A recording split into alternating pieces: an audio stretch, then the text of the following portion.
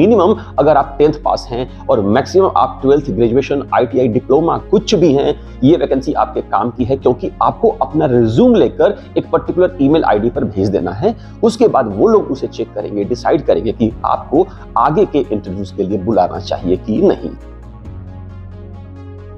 Good morning friends, video के screen पे जो अभी आप देख पा रहे हैं डिटेल्स, ये है सेल्बी एविएशन की वेबसाइट, और जो कि है दोस्तों एक ऐसी कंपनी जहां से आपको एयरलाइन एयरपोर्ट में जॉब पाने की एक अपॉर्चुनिटी का रास्ता खुलता है।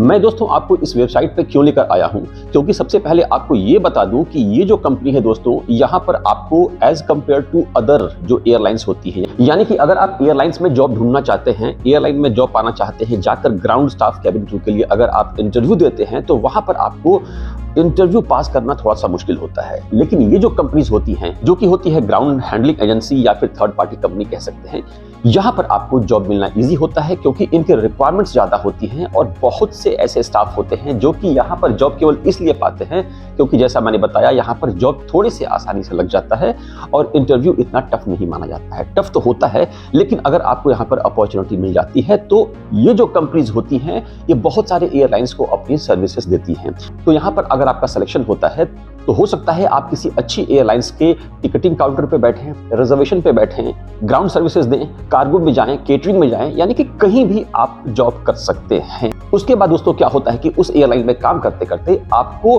कहीं ना कहीं उस एयरलाइन के जो मैनेजमेंट होती है उसके द्वारा नोटिस किया जाता है, और वो आपकी परफॉर्मेंस को देखते हुए बाद में अगर उस एयरलाइन में वैकेंसी आती है तो आपको वहां पर अपॉर्चुनिटी मिल जाती है। ये दोस्तों मैंने अपने जॉब के स्टार्टिंग वाले टाइम में देखा, 2004 से लेकर लगभग 2009 तक, जब मैं इंडियन एयरलाइंस IL/ASL में था, उस वक्त मैंने देखा।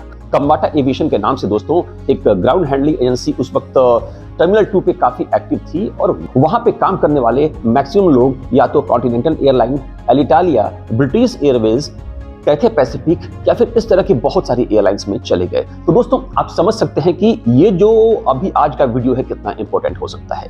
यहाँ पर दोस्तों एक बात बताना चाहूंगा, ये जो वीडियो है, ये जो वैकेंसी है, इसमें आपको एक पर्टिकुलर ईमेल आईडी पे अपना रिज्यूम भेजना है, जिसके लिए आपके पास एक अच्छे रिज्यूम का होना जरूरी है।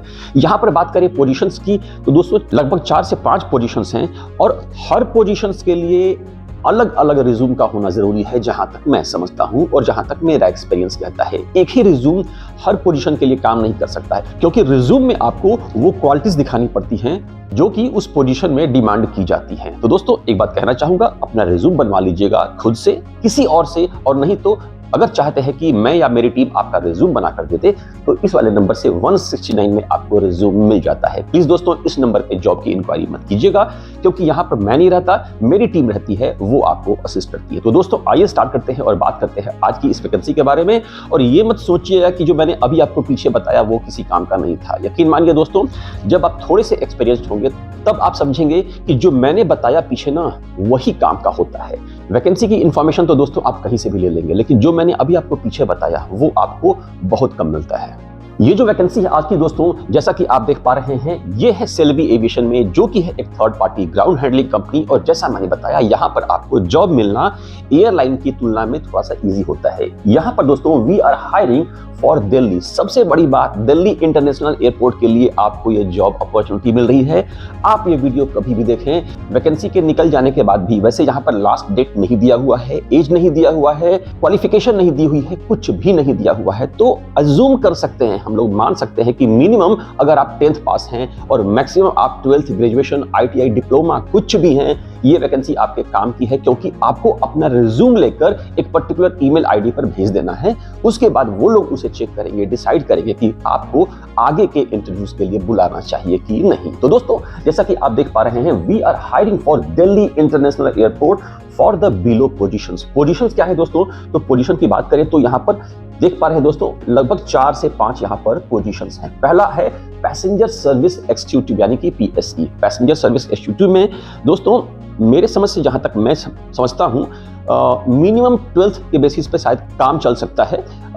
वैसे ग्रेजुएट भी ये लोग मांग सकते हैं, लेकिन अगर आप 12th हैं तो आपको इस पोजीशन के लिए ट्राई जरूर करना चाहिए। मैं फिर बता रहा हूं, यहाँ पर नहीं कोई QR कोड है, नहीं कोई फॉर्म फिलअप करना है और नहीं इसके अलावा कुछ और भी करना। बस आपको बस इतना है कि यहाँ पर एक पर्टिकुलर ईमेल आईडी है, वहां पर आपको अपना रिज्यूम, अच्छा वाला रिज्यूम बनाकर भेज देना है। फिर से बता रहा हूं, अगर आप पैसेंजर सर्विस एग्जीक्यूटिव के लिए रिज्यूम भेजेंगे तो वो रिज्यूम अलग तरह का होना चाहिए।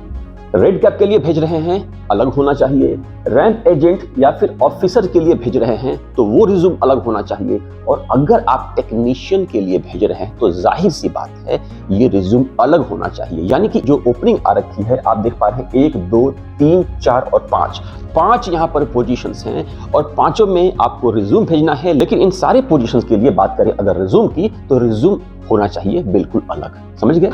बात करें जॉब प्रोफाइल की दोस्तों, तो पैसेंजर सर्विस एग्जीक्यूटिव में आपको पैसेंजर को असिस्ट करना पड़ता है। आपकी ड्यूटी या तो फ्लोर पे लग सकती है, अगर कंपनी के अकॉर्डिंग कुछ अगर अग्रीमेंट हो तो चेक इन काउंटर पे लग सकती है, बोर्डिंग गेट पे लग सकती है, और जहां भी पैसेंजर का इंटरेक्शन हो, अराइवल डिपार्चर यहां पर लग सकती है। आप यूं मान के चलिए कि आपकी ड्यूटी टर्मिनल में होगी।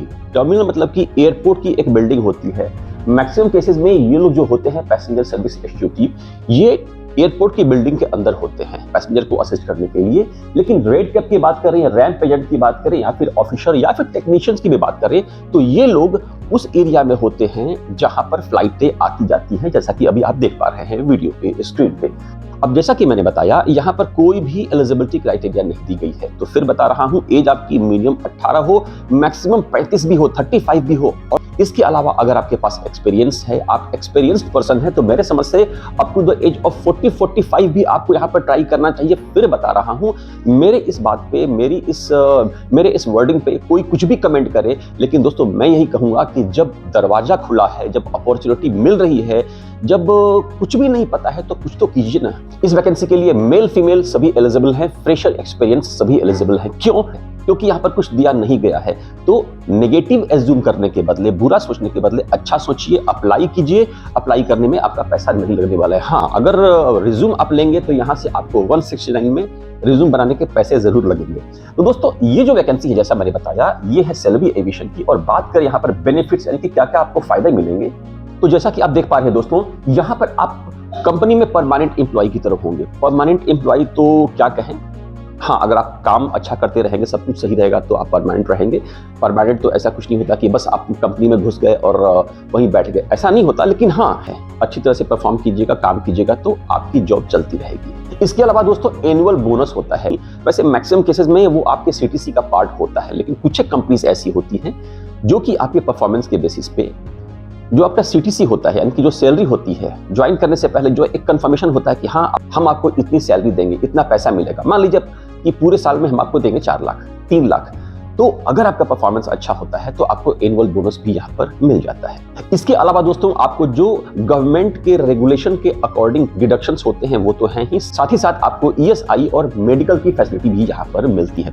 तो अगर आपको लगता है कि ये वैकेंसी आपके काम की है, आप मेल हैं, फीमेल हैं, फ्रेशर हैं, एक्सपीरियंस्ड हैं, मिनिमम एज 18 साल और मैक्सिमम एज लगभग 45 के आसपास भी है, तब जबकि आप एक्सपीरियंस्ड हैं। इसके अलावा क्वालिफिकेशन आपकी मिनिमम 10th पास है और मैक्सिमम कह सकते हैं कि ITI या फिर डिप्लोमा भी है, 10th 12th graduation ITI diploma, तो आपको इस जॉब के लिए अप्लाई जरूर करना है। तो अप्लाई करने के लिए दोस्तों क्या करना है आपको, कि ये जो आप देख पा रहे हैं ईमेल ID deepika.sharma@selbyaviation.in, इस पे आपको अपना रिज्यूम तो भेजना ही है। लेकिन मैं सजेस्ट करूंगा कि जितने भी आपके पास सर्टिफिकेशंस हैं, आपने कुछ अलग से कर रखा है, उन सब की जेरोक्स कॉपी नहीं, उन सब का स्कैन करके, सभी को एक साथ स्कैन करके, सबसे पहले रिज्यूम स्कैन कीजिए, उसके बाद अपना हाईएस्ट जो क्वालिफिकेशन है उसको स्कैन कर दीजिए, कोई सर्टिफिकेशन आपने कर रखा है उसको स्कैन कर दीजिए, अपनी फोटो स्कैन कर दीजिए, आपके पास कोई एक्सपीरियंस है, सभी को एक साथ स्कैन करके ये जो ईमेल ID आप देख पा रहे हैं यहाँ पे भेज सकते हैं। वैसे अगर सभी को एक साथ नहीं स्कैन कर सकते तो सभी को साफ साफ अलग अलग फोटो भी खींचकर इस वाले ईमेल ID पर आपको भेज देना है। देखिए, यहाँ पर आपको ना इसका प्रोसेस बताता हूं कैसे होगा। ये डायरेक्ट एयरलाइन में जॉब नहीं है, लेकिन ये एयरपोर्ट पे जॉब है। दो तरह का सिस्टम होता है, या तो आपको एयरलाइन में जॉब मिल रही है या फिर आपको एयरपोर्ट में जॉब मिल रहा है। जैसा मैंने बताया, यहाँ पर अगर आपको जॉब मिल जाती है तो ये लोग काम करते हैं किसी न किसी एयरलाइन के लिए, और वहां पर काम करते करते आपको पता चलता है कि अंदर से कुछ वैकेंसीज जो आ रही हैं उसमें कैसे जॉब पाई जाती है, तो यहाँ पर आपको अपॉर्चुनिटी मिल जाएगी। तो यहाँ पर आपने अप्लाई किया, अप्लाई करने के बाद आपका रिज्यूम जाएगा कंपनी के पास। अगर आपका डिटेल उन्हें पसंद आएगा तो आपके उसी ईमेल आईडी पर एक कंफर्मेशन आएगा कि हाँ, आपको अगले इंटरव्यू राउंड के लिए कहाँ पे आना है। मैक्सिमम केसेस में दोस्तों ये इंटरव्यू कब होगा, तो मेरे समझ से यहाँ पे कह सकते हैं कि लगभग 2 हफ्ते के आपको रिस्पॉन्स आना चालू हो जाता है। उसके बाद आप वहां पर जाएंगे, जाने के बाद आपका पूरा डिटेल चेक होगा और वहां पर आपका इंटरव्यू होगा, और वहां पर अगर आपका सिलेक्शन होता है तो आपको ये जॉब मिल जाती है। उम्मीद करता हूं वीडियो काम का लगा। ऐसे ही वेरी इंफॉर्मेटिव अपडेट्स के लिए मेरे चैनल को सब्सक्राइब कर लें। इसके अलावा भी ढेर सारी वैकेंसीज है जिसे जानने के लिए नीचे या ऊपर वाली वीडियो को जरूर देखिएगा। Best of luck.